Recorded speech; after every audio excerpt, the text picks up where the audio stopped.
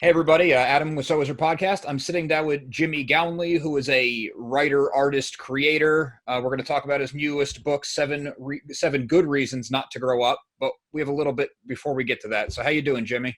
I'm doing great. Thank you so much for having me here. Yeah, I really appreciate you taking the time. I had a lot of fun reading your book, and I kind of did a little bit of a deep dive on the rest of your career, which also sounds really fascinating. So I like to start from the beginning and ask people, what was your creative spark? It looks like you've been creating forever, basically. Yeah, it feels like that. I'll tell you, comics have been a part of my life as long as absolutely anything. I literally learned to read from my mom reading me Peanuts comic strips. And, like every other kid in the world, I like to draw. And then I started making up kind of my own stories. And then in high school, when I was 15 years old, I decided I wanted to really do it. I wanted to really publish my own comic book series.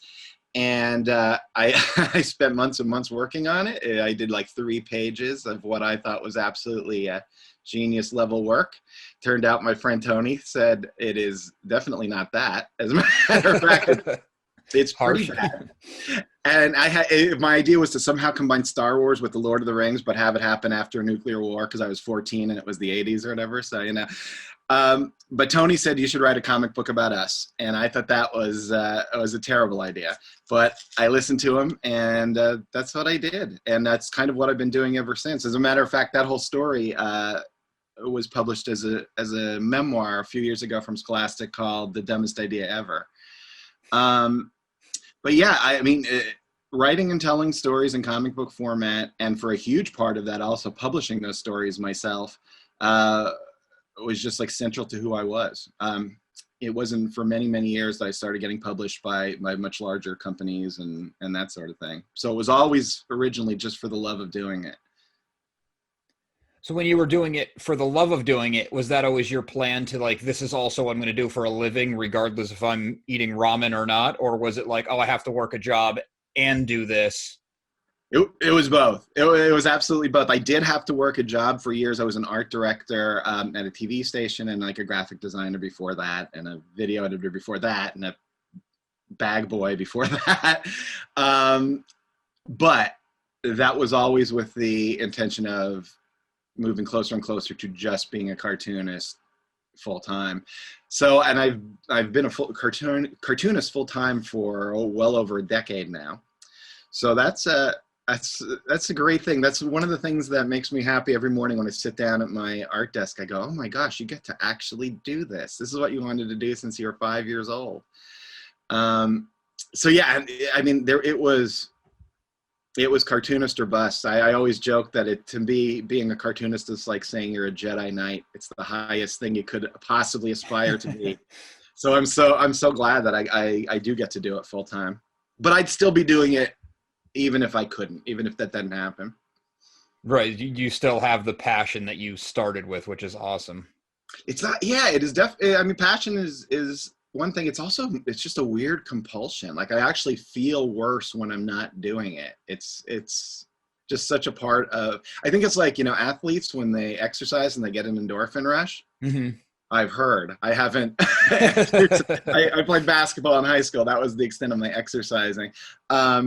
But I think it's similar to that when you're creative and you get up and you can do something creative every day.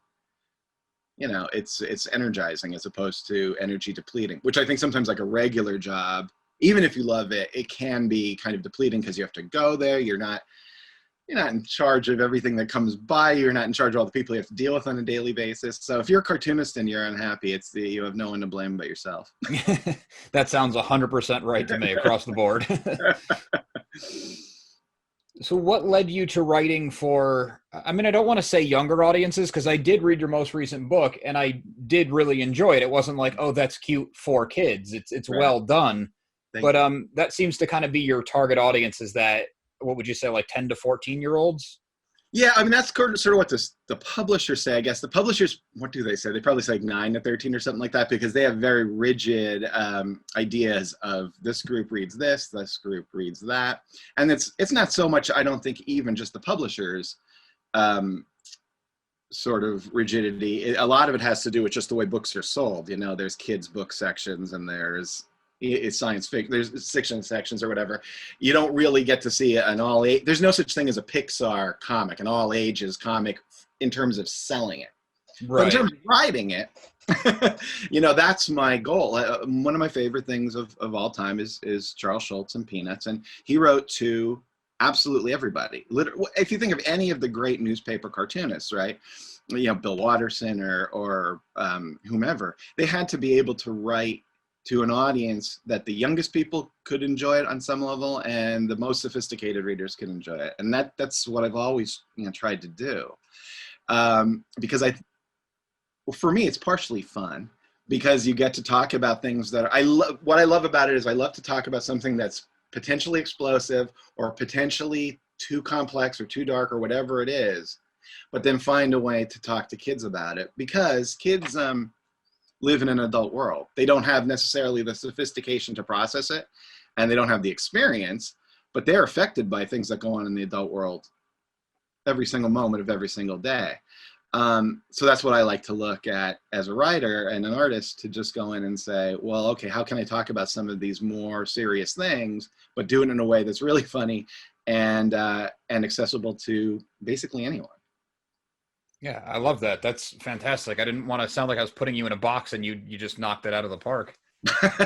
Well, I mean, you know, I think, yeah, the box is there. I get why the box is there for a lot of logistical reasons. Because if I go to Borders, that's how old I am, Barnes and Noble or Books A Million or whatever it is, you know, you need to have a section just for me because I'm so special.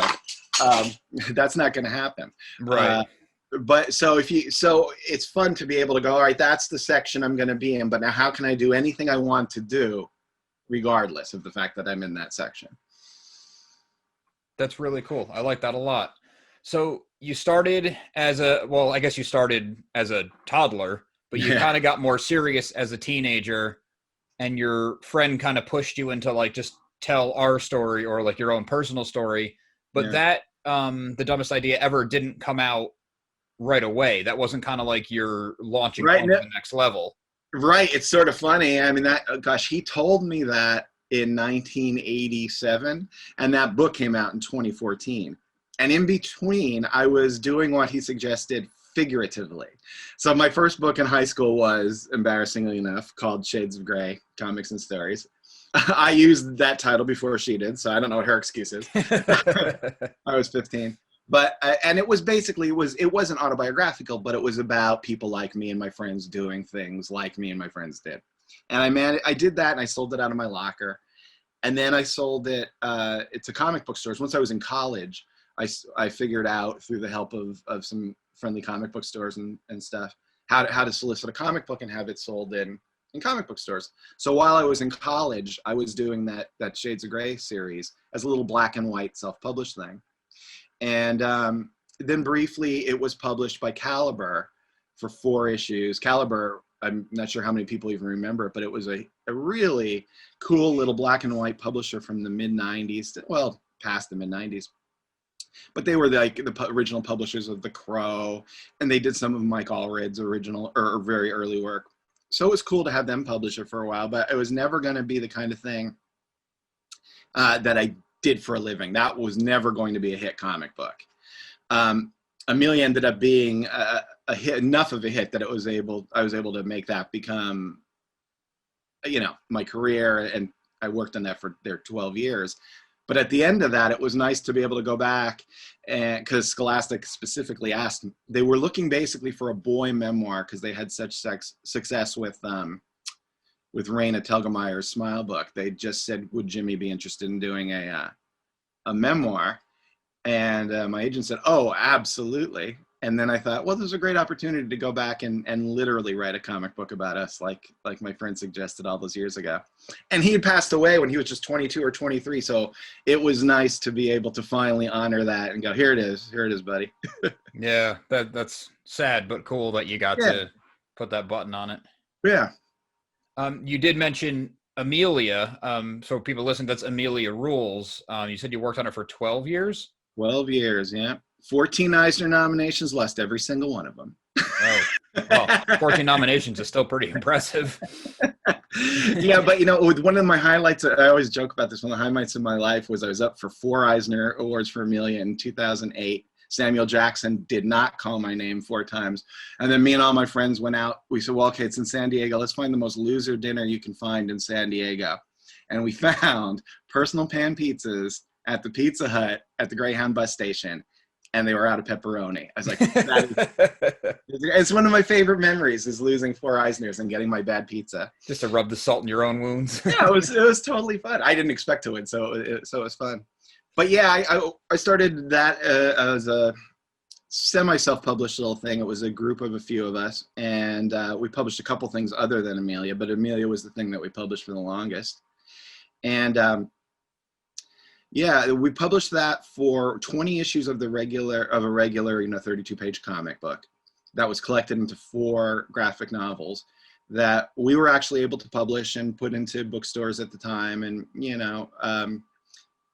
have some success with it. The problem with that is, though, when you start self-publishing into chain bookstores and outside the comic book industry, essentially, it's a huge risk because all of those books are returnable, where in a comic book environment, they're not. If a book is ordered, that's a sold book as far as the publisher is concerned. So at that point, I had to look around and go, frankly, the stress and the just logistics of it was too much. So I got an agent and we auctioned the series off to to whomever wanted. There was four publishers that were interested in it. 3 ended up bidding on it, and Simon & Schuster won, and they republished those 4 books, and then commissioned 4 new ones for me. So yeah, so Emilia Rules is actually at this point now an 8-volume series, which if you read it from beginning to end, it tells a complete story. If you read it completely out of order, though, that works too. Oh, very cool. And was that kind of was that what let you be a cartoonist full time? Yeah, for sure. Yeah, basically around 2007 or something like that. Yeah, I guess it was 2007. We made a really great deal with Scholastic, where they wanted to publish a best of collection of Amelia called Funny Stories. It was like a 128-page book that they sold in their book fairs for like $4.95 or whatever. And we were able to publish that, and they ordered a ridiculous amount, 70-some thousand. I think we printed 80-some thousand, sold all of those. And at that point, that was enough of a turn that I could switch to doing this full time. And like the next year is when we optioned it to, or we sold it to Simon & Schuster. Licensed it technically. I mean, I still own Amelia Rules, but they have the publishing rights. Yeah, smart. Hold on to that. Yeah. I imagine, 2007 doesn't seem like that long ago, but I imagine it was a totally different world in the self-publishing compared to the access that you have now. Oh, it's crazy. I mean, it's funny because I still get a lot of, emails and stuff from younger people going, well, how do you get published? And it's like, well, you've seen the internet, right? I mean, and you've seen what social media is able to do. There are people now who make very fine livings just on something like Patreon. And I understand it's easy to say that, and it's a lot harder to do that. Mm-hmm. But it's also hard to be published by a large publisher, and you have to start somewhere. I often think that if the internet existed in 1987, either I would rule the world by now, or I would just never have ever left my room and never done anything. Just constantly watching videos. That's true too. And also you had a lot of time ramping up to kind of hone your craft before you put it out in the world. Well, you know what? Now that you say that, that is actually a really good point, because when I did those first couple comic books in high school, 50-some people saw them, and it was a success, right? Because it was only a print run of 50 copies or whatever. So that was great. And, I was selling it out of my locker. So my friends bought it, and, people around town bought it. Everybody was super supportive and just excited that a kid was doing something. And, everybody was really, really nice. Yes, that is very different than putting it on the internet. Yes, because even if it's the best thing ever you put on the internet and you're going to take a beating for it. You're going to take a pounding. Yeah, it's just in people's nature, unfortunately. But yeah, And I guess that's tough. And it's funny. I never really actually thought about it that way, but yeah, I was definitely able to grow at my own pace, learn at my own, even then getting into comic book stores. As an example, I mean, there are stuff in the first two comic book versions of Amelia, right? Which are now the first two chapters of the first book. No publisher would publish to this day as a kid's book, just because they're too edgy for what they would say. Even later on in like book 4, I did a whole issue about a kid's dad being deployed overseas in the military. And it's just one chapter that's really sad. And I don't know if I'd be able to do that in the same way. I mean, I could, because I'd already proven it as a self-publisher in Amelia. So then they let me kind of do what I want. But I don't know that I'd be able to just go and do those things fresh at a publisher without having already proven it someplace else. I can kind of see both sides of that coin, because on one hand, if you're kind of an unknown or unproven, the publisher might be like, hey, we're paying you to write something, funny and light, and this is depressing. But at the same time, it's an important thing that probably should be talked about. Yeah, and it depends on the editor, and it depends on the publishing house and all this stuff. And I should say this, I've had people they've been very supportive to me all the way through, including working this new book, 7 Good Reasons. It took me over 4 years to draw and write. And Scholastic stuck with me the whole way, and they talked me through the whole way. And some points it was more arguments and, and stuff than it was conversation. But at the end of the day, I think we have a book that's really cool, and I'm very proud of. So it's not to say that no publisher would do that, but it has to be the right publisher, For sure. And it's good that you found that kind of working relationship where you could push back a little bit and stick to your guns where it mattered and do the book you wanted to do. Well, this is sort of funny, and I don't know if this is telling tales out of school, but I remember I was meeting with my editor, who's no longer with Scholastic, but at the time he said, David, who's the publisher of Graphics and we were talking, and we just think you should just go for it. Just go as wild as you want. We'll rein you in. And I think their idea of it was different, like from go for it was different from what my idea of go for it was. And I think that's where it ended up being a little dodgy at the end. But even that can be fun if it's like, okay, I'm choosing to work in this form with this publisher, and this publisher has existed for 100 years and will exist after me. So how do I give them the book that they want, while at the same time really not changing what it's about? And that's how you can work with an editor. Generally, an editor is saying things, or a publisher even is saying things like, this particular scene is too whatever for us, or this particular bit doesn't work. And that's fine. I think a reasonable-minded person can go in and sort of tweak that stuff. They never asked me to make it change what it's about. And I think that would be a situation where you can't tolerate, you'd have to just say, well, then I can't do it.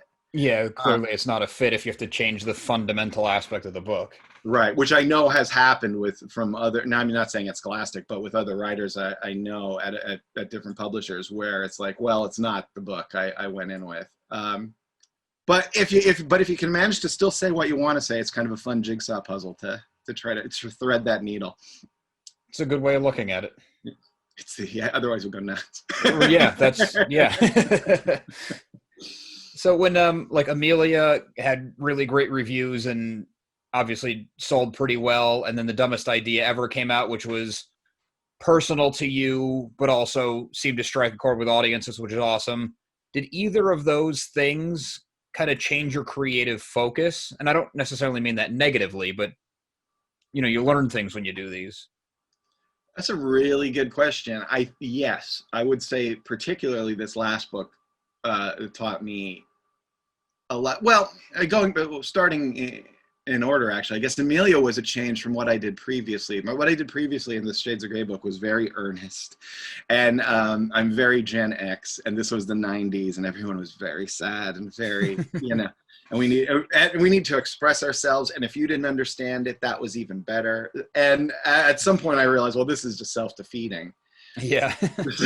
So then Amelia was like a huge reaction to that. In a weird way, Dumbest Idea and 7 Good Reasons is almost, even though the humor is still there, the type of storytelling and the types of characters is almost more like those early high school books I did. And now that I got through 2 of those, I'm like, never again. Now I want to do something in a completely a different style and in a completely different just kind of idiom. You know, I'm trying to do things that are more gesturally drawn, that everything, you know, I could do 3 pages in a day and it's still very finished. And I want the lettering to look, I do the lettering all by hand.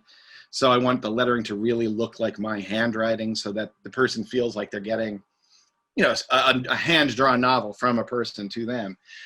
And at the same time, it's going to take a lot less time than doing something like 7 Good Reasons, which was just as a drawing project, you know, a lot of work. Right. 278 pages or something like that, you know. Yeah, when I got the copy, I was like, wow, this has some heft to it. There's about 70 some pages cut. There's like there's like a 350 page version with robot Miley Cyruses that work for an Android that writes all teen pop music. But that's definitely, I guess, for the director's cut. Yeah. Which will never come out, by the way, but that's really funny. Okay, so we're kind of already talking about it, but 7 Good Reasons Not to Grow Up is your latest book with Scholastic.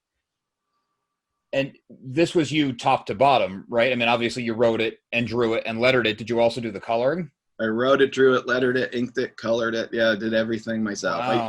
I always do everything myself. There's a few Amelia books where I got lazy and used a font like everyone else in the world. But I just can't. Like, to me, I always think, well, next time I'll give up X part of the process. Next time I'll get someone to letter it, or I'll use a font. Or next time I'll get someone to color it. And then I get there and I'm like, no, too much of the storytelling that I do is dependent on me doing it. And for good or ill. So I always end up doing every single aspect of it. But I like that. You know, if you like it, you know, you like me. If you don't, oh well, sorry. There's no one to blame. Well, going through the book, before we even get to the story of it, I really liked your art and the flow of it. And you don't stick to like, here's 6 panels or 8 panels on a page with thick black border. Like, you really do your own thing. And I think the lettering ties a lot of that together. Well, thank you. Hey, thank you. And I think that's right, because the lettering is what, you know, I love experimental comic book pages. I love alternative comics in general. You know, especially the stuff from, say, the 80s is my favorite comics ever made. But, however, sometimes when things get real experimental, it gets confusing to the reader. And the minute the reader's confused, the reader's out, and then you've lost them. And I find the lettering is a real great directional device where you can get people to know where to go to the next panel and where to talk in panels and stuff like that. And that's a lot harder to do when you're, you know, delegating that to someone who's the letterer, who just might be the best letterer in the world, but they're not in your head. You know, right. So they're not gonna, and then, you know, it's much easier. I can adjust those things on the fly. I draw things with the words not even in the word balloons, just knowing, all right, I have enough space for a haiku there. Let it roll over my head until almost like the Marvel method, but only with one guy. So, yeah. And that's just the way I do it. But yeah, the lettering then becomes a hugely integral part of the storytelling. There's also a lot of variation to your lettering and the balloons, you know, to get tone and emotions and all that across, which might even slow you down if you went digital. Well, I do think it would. Even when I did go with digital fonts in the Emilia issues, all that stuff, display lettering, I call it. I'm sure there's a real word for it. I still did my hand, you know, because by the time you'd go in and select a font and then maybe find a font that you didn't have and download it, and I could have drawn it 5 times by that. You know, and the other thing it's kind of stupid. Well, it's not stupid. It's a real concern and a practical concern is you can sell original art, and if you draw on paper, and if you have original art that has lettering on it, you can sell it for more. And the more people go to all digital art, the less original art there is for people to collect. So we just did a big auction at Heritage, and it was a really big success for us. And partly is because people are buying really finished looking pages, you know? Yeah, that's a really good point that I never would have thought of. Yeah, I mean, basically every time you draw a comic book page on paper, right? the minimum you're doing is drawing a $50 bill for yourself. You're probably drawing something closer to $100 or $200 bill for yourself. You're not going to sell every one of them. So, but if you think about it that way, you put a little more effort in, you know, it's in the back of your mind, like, oh, this would be a page someone will want to hang on their wall someday. It's a whole nother revenue stream, which is kind of gauche to talk about. But when you're a cartoonist, every part counts, you know, you got to bring that dough in. Yeah, I don't think it's actually gauche to talk about, because if anyone has even dabbled in trying to make their own comic, they know that it's incredibly time intensive and definitely a labor of love, even at the highest levels. Right. Oh, for sure. For sure. Oh, for that guy, if they ever you know, broke down hourly wages for cartoonists, Yeah. even Charles Schultz would have looked at it and said, wow, is that it? Right, you can't do it, you'd be depressed. Right, totally. That's why I asked if you did it top to bottom, because even just adding coloring to a page, you're doubling your time. Yeah. Yeah. Yeah. I mean, you're by the time you're done, what are you looking at? Like 12 hours, 13 hours for each page or something like that? You know, It has to be, yeah. from the time you do the rough to the time the rough gets edited, then you make a change or whatever if you need to, then you pencil it and then ink it, letter it, color. Yeah. I mean, it's a lot of work. And you went in with a script, so that doesn't even count the initial writing. Right, right. Well, when I do the script, I don't actually type a script for them, and this is partly I do a lot of work for Disney and stuff too, and they hate this. But I truly despise typing. I despise everything about typing. It's like I almost have some sort of phobia to it. So, and also I don't want to describe something if I could quickly draw it. So when I do the stuff for Scholastic or when I do stuff for Disney, what I hand in is a script that's basically stick figures with word balloons drawn over top of them. It doesn't indicate too much of what the layout's going to be, and it barely indicates the tone, but you can read it all the way through and figure out what the story is. So you're kind of doing rough storyboards instead of a yeah, script. basically, yeah. That's pretty cool. And I guess that works really well when you're a one-man team. Yeah. Yeah, because then if everything's fine, you can just take that rough and, you know, put it. I'm sitting right here, and I have a light box on my table on my art desk. Just throw that on, draw a nice clean version on top of it, and ink that, and you know you're halfway. You're not halfway, but you at least had a start on it. You weren't facing a blank page and a script. Sure, yeah, you cut out a whole step.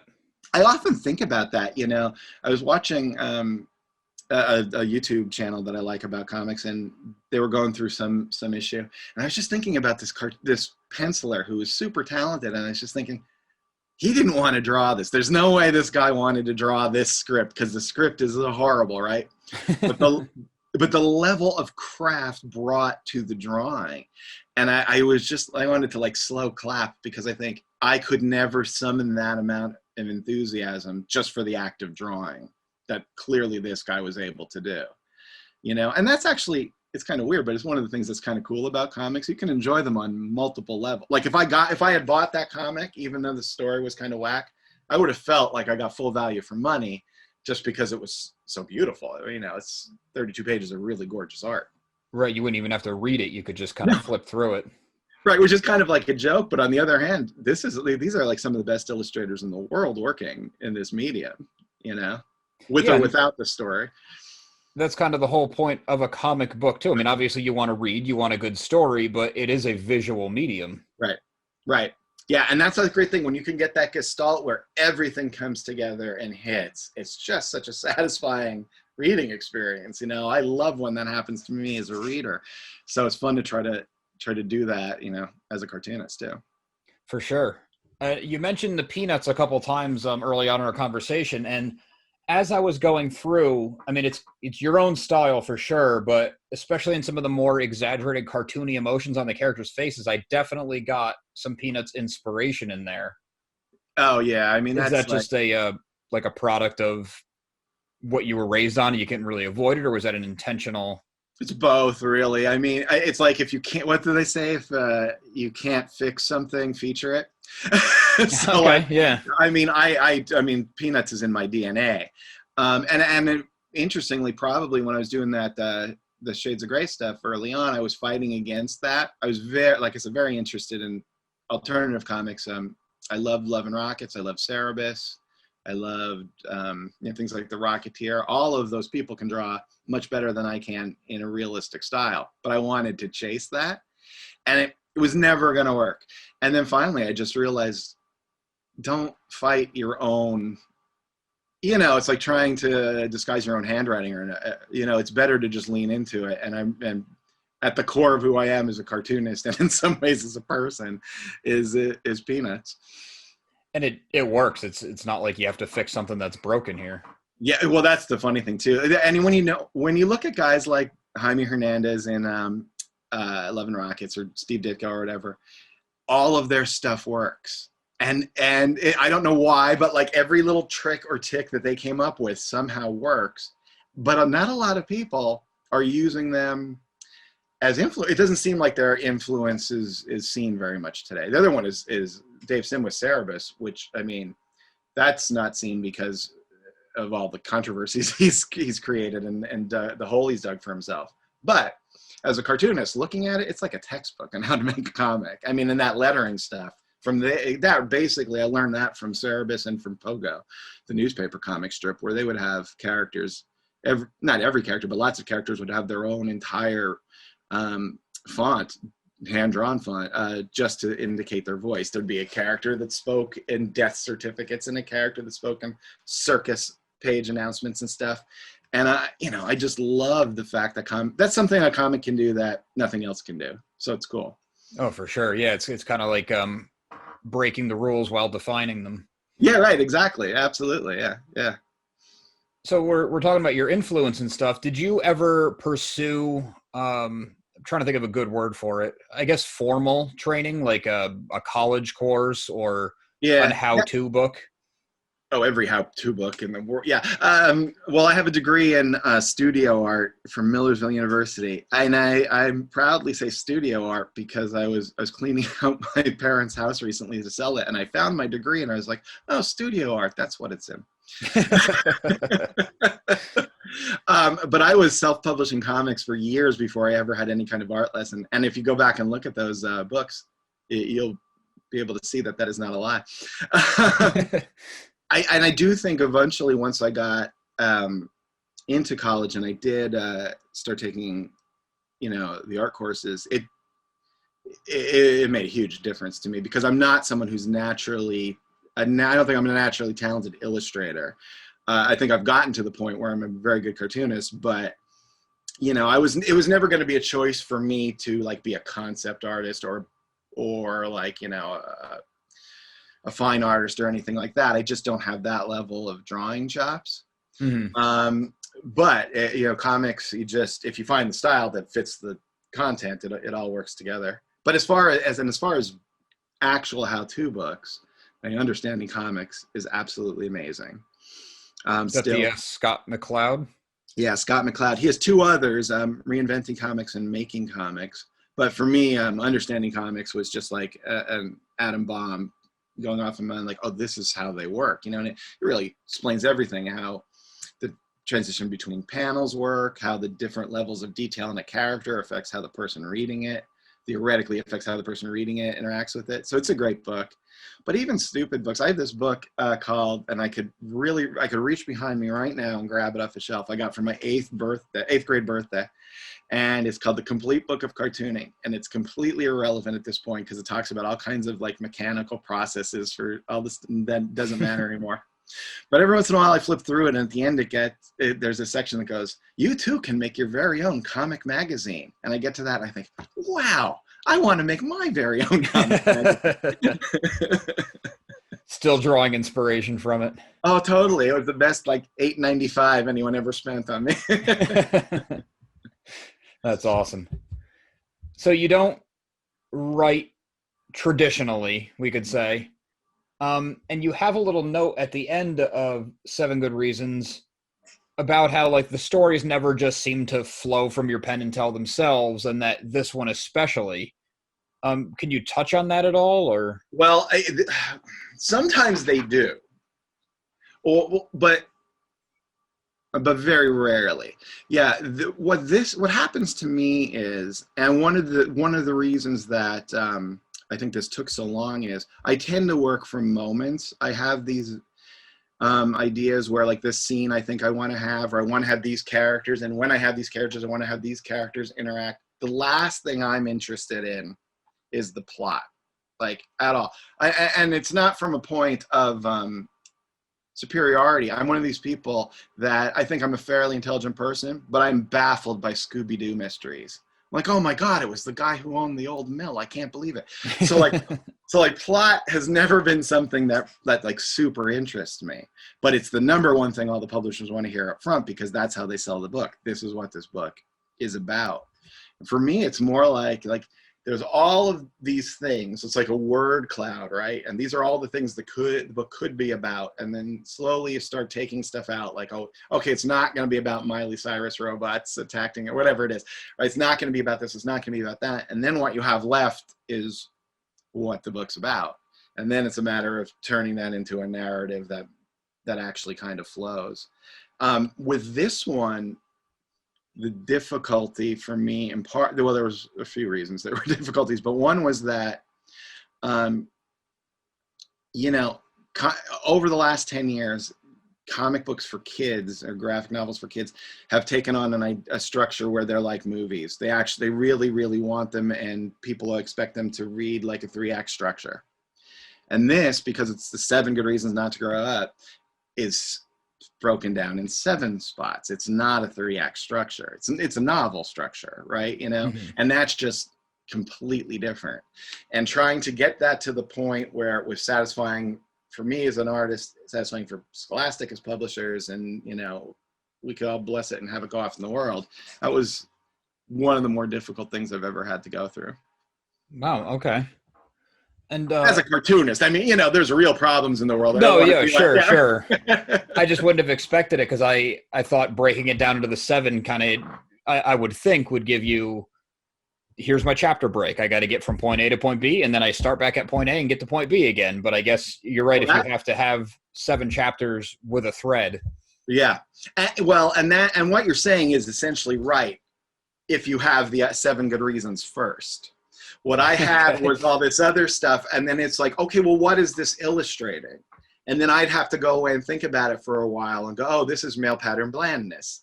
This is, you know, oh, this is, you know, this is all about money, this chapter. And then go back and then write Kirby's little 7 Good Reasons after the fact. Now, the reader shouldn't think about that. It should flow for the reader. But for me to make those mental gymnastic moves was challenging. That's an interesting way to approach the story. That's kind of cool. Yeah, I mean, you know, I don't know if it's interesting or stupid, but it's like the only way I know how to do it, you know. And at this point, it's like, well, I've done so. This is just how it is. Everyone has to be patient. Yeah, it's working. So right. Something else you mentioned in the book, and you just made mention of the character, is Kirby Finn. You mentioned that the character just kind of like came to you one day, and now seeing how your story process goes, I'm guessing Kirby Finn was like the cornerstone of the whole project. Yeah, what was I'll tell this is, I don't think I've told this story yet to anybody, so this will be an exclusive. All right. Like in 2010, I got a call from my agent saying, you have a meeting with a network that wants to see a pitch for you for a boys adventure comedy show. I'm like, I don't have one. And she's like, well, that's okay. You have 48 hours. I mean, so I like basically. There you go. Like, yeah. So Kirby Finn, that was, I don't know where he came from.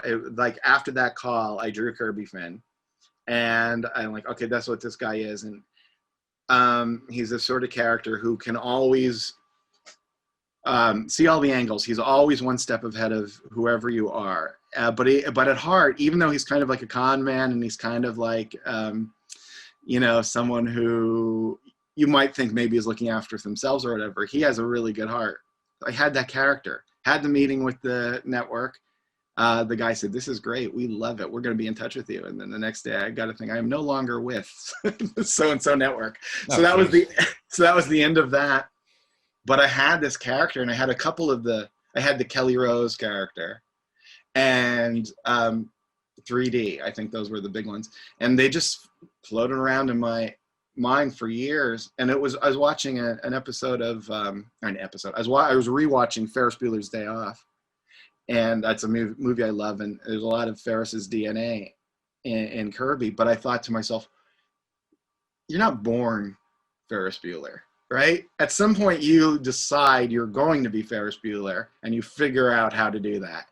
And I was like, what's that person like when they're not performing for someone? When they're not doing the grand adventure to show off to the girlfriend and make the friend happy or whatever? What's going on there? And I thought, wow, well, someone who would have that much need would probably be sad in some way, you know? I mean, that it seems like that manic, I can do anything is probably masking something. So I thought, well, what would that be? And that's what ended up being the engine that drove the story. That's very insightful. Thank you. I have nothing to do but thinking about this stuff. Because that, I mean, I don't want to give your book away, but that did kind of not come out of nowhere. It all made sense. All the pieces were there, but I didn't see it coming, I should say. Oh, good. Well, thanks. Yeah. Yeah, I mean, you know, hopefully that works. It's always one of these tough things when you get into the part of selling the book and talking about the book and what you're going to print on the cover of the book versus what the experience is going to be of reading it. So it is always, I've never done a book where there was a moment that's something like a twist that you have to try to talk around. So this is like new, this is new territory for me, how to talk about this book without giving the whole thing away. Yeah, you got to keep it fun for yourself too, though. Well, and the other thing about the twist being, you know, the difference, without giving away, the difference between who Kirby presents himself as and, you know, who he is at his core. The tougher part about it was that I knew it was going to be a romp up to that point and then kind of sad after that point. And I wanted to do a book for kids that was kind of also inspired by Mad, like the original Kurtzman Mad, and go, there's a lot of terrible, stupid things that the adult world brings into bear. And you have to have the right to make fun of that. You have to have a right to laugh at that, to disregard it if you need to. That's how you're going to make the new world. But I couldn't make it just be an overall super victory, because that's never what it is, right? You learn a little bit, you win a little bit, and then you try to move the ball down the field again. And that's a tough thing to try to do in a book that's primarily for younger readers. For sure, but now that we're kind of delving into that aspect of it more, I think it's even more important because kids are growing up, you know, attached to the internet and social media where everything is, you're comparing your inner self to everyone's outer self. And that's actually an extremely good way to put it. That's exactly true, right? Because you're like, oh, everybody's life is this. And then of course, well, no, those are all performances. Yeah, like I want to be Kirby Finn. He's going after the girl and he's charming and everyone loves him and he's hilarious. Right. But you don't know him. Right. You don't. Right. Exactly. You know what he is showing you, and he's showing you that because that's also who he wants to be. Right. That's, you know. And then then here's the question that I think hopefully is left unanswered. It's like, well, all right, maybe he wasn't exactly who he said he was, but all that stuff really happened. All that good stuff really did occur, you know? Yeah. So, okay, maybe he might be performing, but it is his DNA. Exactly. Right. Exactly. Yeah, this goes deep. But there's also, like, you know, fart jokes too or stuff. Oh, you know? For sure. Yeah. For people listening, if you're like, oh, I'm not going to give that to my kid. I mean, it is a lighthearted comedy through. It just has some character moments. Right. And I always love those things. I love things that are really, really funny and then really, really sad, you know?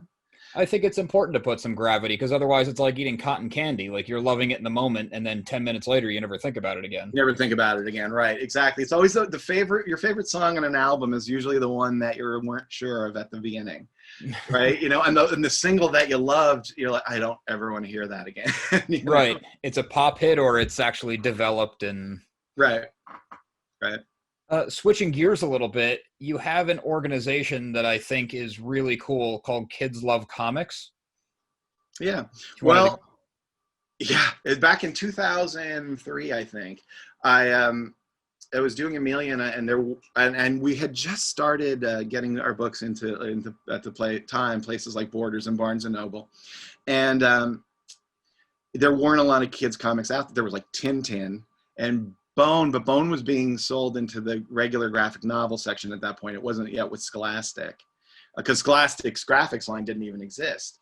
So we were like, let's put together an organization that tries to do things to promote the comics. Not only are they good for reluctant readers, but they're great. They're a great art form, and kids love them. You know, kids really, truly enjoy reading comics. And we did a bunch of, we have several people that are involved in it, and we all do up until the pandemic, we all did school visits and stuff like that. We also, though, through the work of Mark and Chris Mariano, who are two amazing brothers, they put on the Kids Love Comics section at Baltimore Comic-Con every single year, where we have something like 50 or 60 all kids comics, all in one section, all doing drawings for kids, all doing, presentations and stuff like that. So ideally, I'd love to take that model and take it to other conventions too, because once we can have other conventions, right. Because it's great, because it's fun to see, 10 years ago, it would be the kids at the comic book conventions were being dragged around by their dads. They weren't there for their own stuff. And now it's families. The mom wants something, the daughters want something, the sons want something, dad. It's amazing to watch that. So I'd love to be able to take the Kids Love Comics convention model and do it so any convention people who are out there listening, when we get back to the real world, give me a call and we'll do it there. Yeah, that's a really cool move, because I have been to the conventions, and a lot of times it is just the kids in tow, and by mid-afternoon they're exhausted. And yeah, and that's really fun too, because what they do there is, the kids will be able to sit there and do coloring things, but they'll also have like New York Times best-selling cartoonists stand up there and give them a drawing lesson for a half hour for free. So it's really fun. And like I said, we all do lots and lots and lots of school visits, which is a really fun and gratifying way to go. Have you been able to zoom into any of the classrooms, or is it just kind of all on hold until things start to level out? No, Zoom, people are pretty much, acclimated to the Zoom lifestyle and stuff, and that's fine. Interestingly, Scholastic actually had started doing more aggressive programs for that even before the pandemic, because you just can't get to every school. Right. So it's been okay. It's not the same, of course, as meeting someone and drawing right in front of them, but you only can do what you can do at this point. For sure. Being in that world, do you find that I forget what you called it, Scholastic graphics? Mm. Do you find that level comics are kind of on the rise? Oh yeah, it's crazy. People like Raina Telgemeier, it's a phenomenon, selling millions and millions of copies. I'm shocked at the level of sales these books have.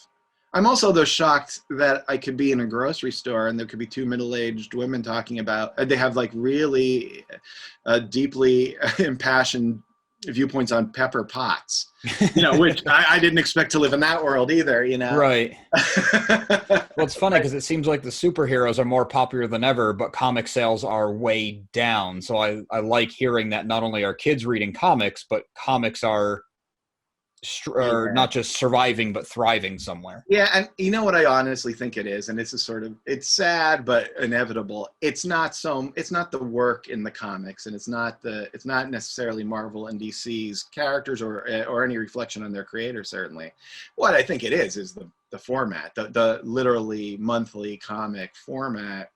It's just too expensive for too little, and the distribution system is arcane. And I hate to say that, because comic shops saved comic books. There would not be comic books without comic book stores. If they hadn't grown out in the 70s, we would not be talking right now.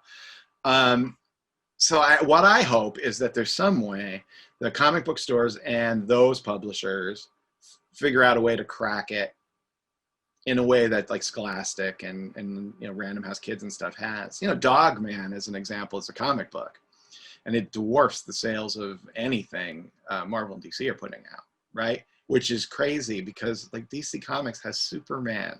Right. I want to go into a meeting, not to actually work, just say, you guys have Superman, right? Yeah.